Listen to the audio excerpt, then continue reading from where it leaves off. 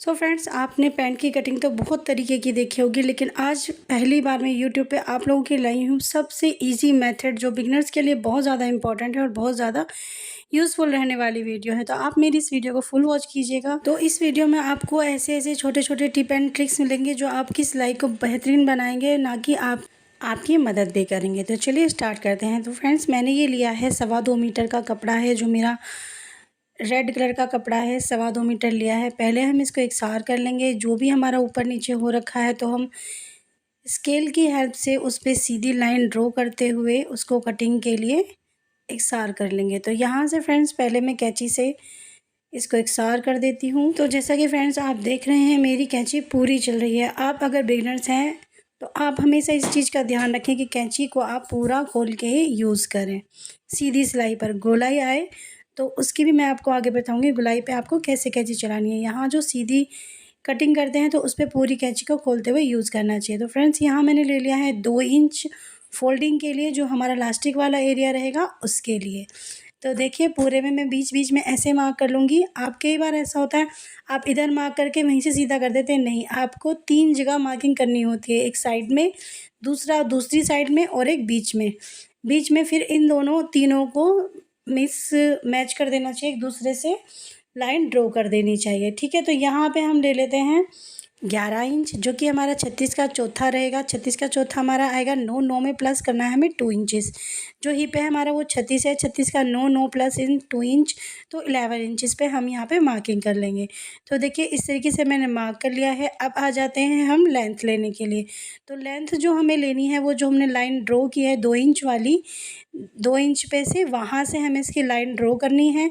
तो हमारी लाइन हमें इसकी लेंथ रखनी है 36 इंच। तो 36 इंच पे हमने मार्किंग कर लिया है। प्लस हमारा जो पैंट की मोहरी होती है वो थोड़ी चौड़ी चौड़ी मोड़ते हैं, तो इसलिए मैंने इसको 3 इंचिस मोहरी के लिए, फोल्डिंग के लिए लिया है।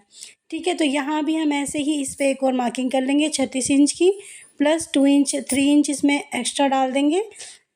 ठीक है, ऐसे हमारा मार्किंग करने से क्या होता है, हमारे जो ड्रॉ है ना, वो सीधा होता है। जो हम लाइन ड्रॉ करते हैं वो सीधी होती है।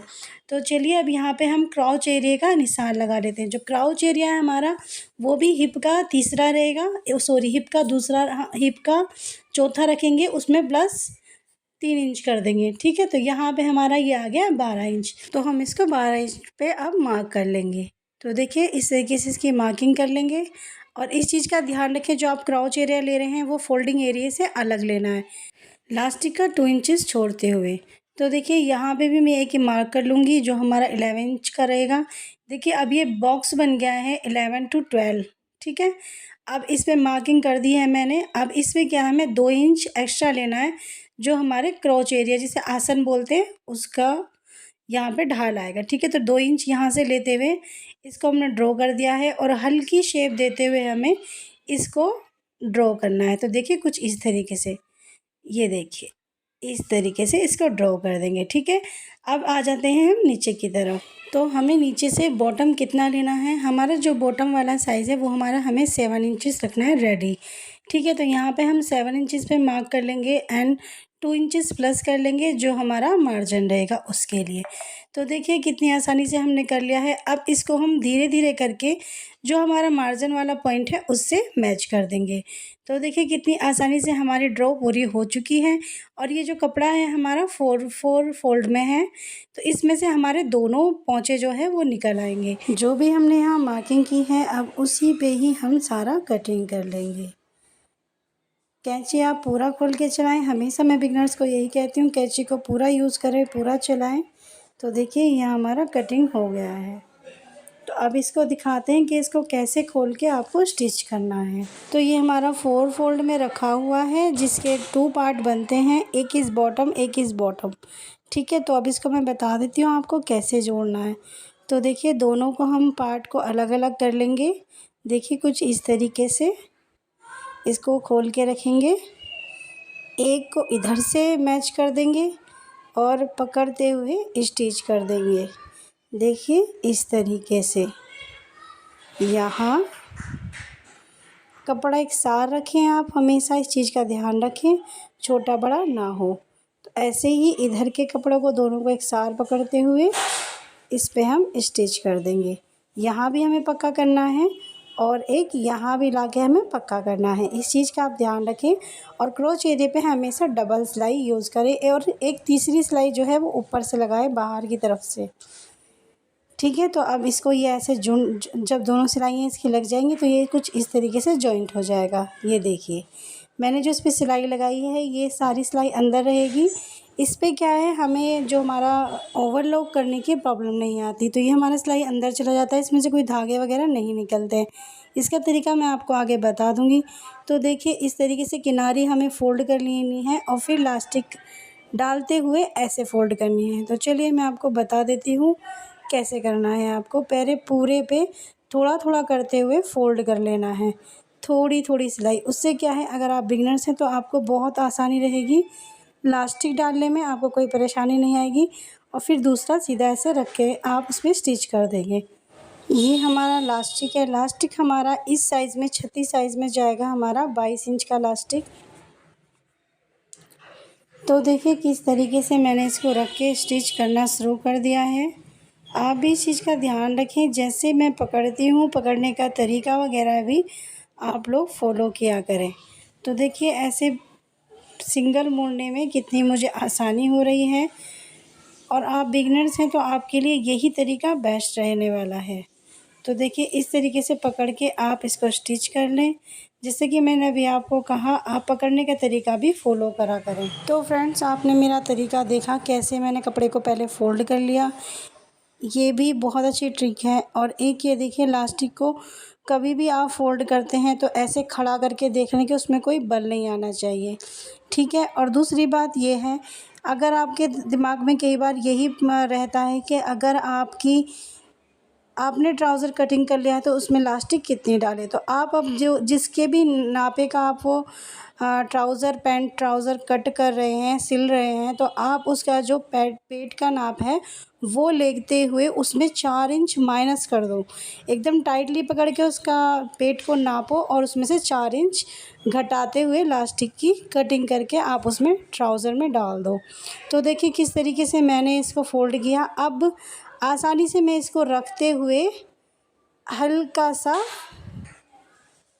हाँ देखिए इस तरीके से मैं इसको पकड़ के अब इसको स्टिच करती जाऊंगी।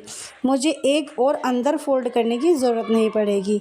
ये देखिए आसानी से मैं अब इसको रखते चली जाऊंगी और फ़ोल्ड करते चली जाऊंगी। ये देखिए कितनी आसानी से। ठीक है, तो इसीलिए मैंने आपसे ये वाली अंदर वाली फ़ोल्डिंग करवाई थी, क्योंकि बिगिनर्स को नहीं समझ में आता कि अंदर कितना फ़ोल्ड करें और लास्टिक डालने के बाद कितना फ़ोल्ड करें। तो अक्सर उन लोगों से यही गलती होती है। मैं जो बच्चों को स्टिचिंग सिखाती हूँ तो उसमें बच्चों को मैं बहुत छोटी छोटी टिप एंड ट्रिक्स बताती हूँ, जिससे कि उनका काम स्मूथली एंड फास्ट हो जाता है।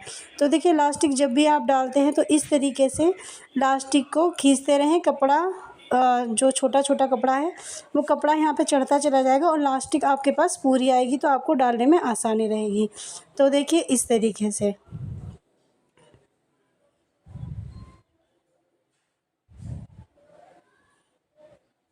और हमेशा ध्यान रखें जब भी आप स्टिचिंग करना छोड़ते हैं तो सुई अंदर की तरफ ही रखा करें।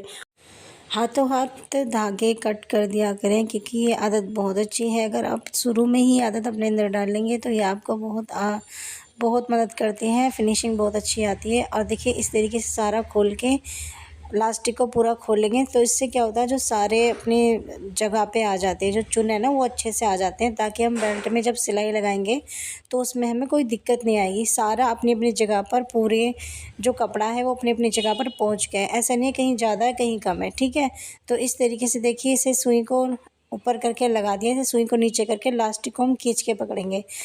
देखो मेरी तो मशीन दूसरी वाली है, लेकिन कई बार आप काली मशीन पे करते हैं तो एक हाथ से आपको यहाँ से खींचना है और एक हाथ से आपको पीछे की तरफ से खींचना है।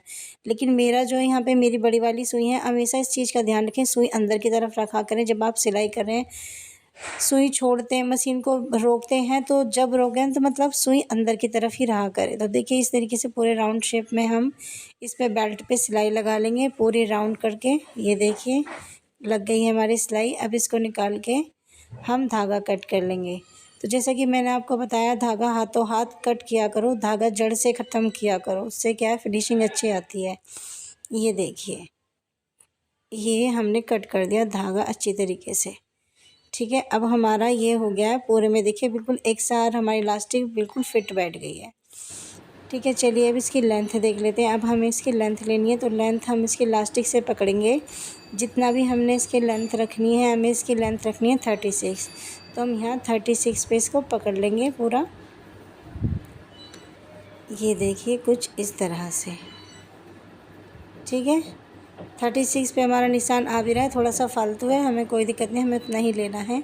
यहाँ से निशान पे ही हम इसको फ़ोल्ड कर लेंगे इस तरीके से। देखिए थोड़ा सा अंदर की तरफ फ़ोल्ड करना है, वो अंदर की तरफ फ़ोल्ड करके बस ऐसे ही इस पे पॉइंट पे सिलाई लगा लेंगे। देखिए सिलाई हमने लगा ली है।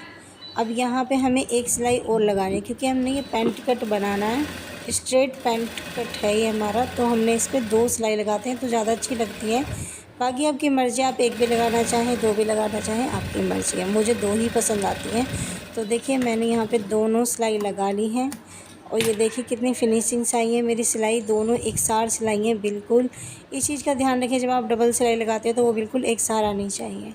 ठीक है, अब यहाँ पे देखिए हमने आसन से पकड़ के इसको देख लिया, आसन पकड़ा हुआ है, एक हाथ से मोहरी पकड़ी हुई है, तो हमारा ये बराबर आ रहा है। तो अब यहाँ पे जितनी भी हमें मोहरी रखनी है उतनी मोहरी रखते हुए हम इस पर यहाँ पे स्टिच कर देंगे।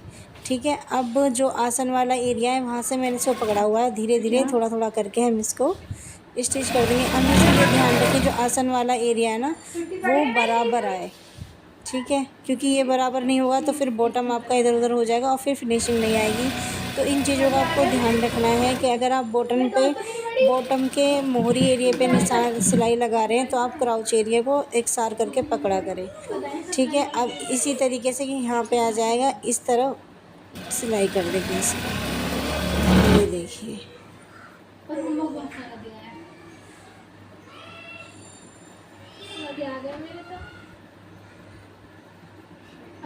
इसको बराबर करके पकड़ेंगे यहाँ से। जो थोड़ा बहुत आधा इंच का फ़र्क होता है तो वो अगर हमारा छोटा बड़ा हो रहा है तो हम इसको थोड़ा खींच के पकड़ लेते हैं तो हमारा सेट बैठ जाता है। देखिए यहाँ से मैंने दूसरी मोहरी जितनी भी थी उतनी ही मैं मोहरी से नापती हूँ। मैं एक बार तो उससे नाप लेती हूँ जितना भी मुझे रखना है इंची टेप से। दूसरी मोहरी जब मैं नापती हूँ तो मैं पहली वाली मोहरी को उठा के रखती हूँ, तब मैं दूसरी वाली मोहरी को नापती हूँ। तो यहाँ पे देखिए हमारा इतना आ रहा है, इसको मैं इस पर निशान लगा के इसको यहीं पे इसकी सिलाई फिनिश करूँगी। ये देखिए ये हमारा ट्राउज़र सिल के तैयार हो चुका है बिल्कुल। और आप लोगों ने इस वीडियो से क्या क्या सीखा प्लीज़ मुझे कमेंट करके ज़रूर बताइए। अगर आपको कोई दिक्कत आती है, कोई परेशानी आती है तो आप मुझे कमेंट बॉक्स में ज़रूर बताइएगा। चलिए इसका फ़ाइनल लुक देख लेते हैं एक बार। इसका फ़ाइनल लुक कुछ इस तरीके से है। देखिए पूरी फुल फिनिशिंग के साथ में है। ये देखिए कितना प्यारा ट्राउज़र आया है।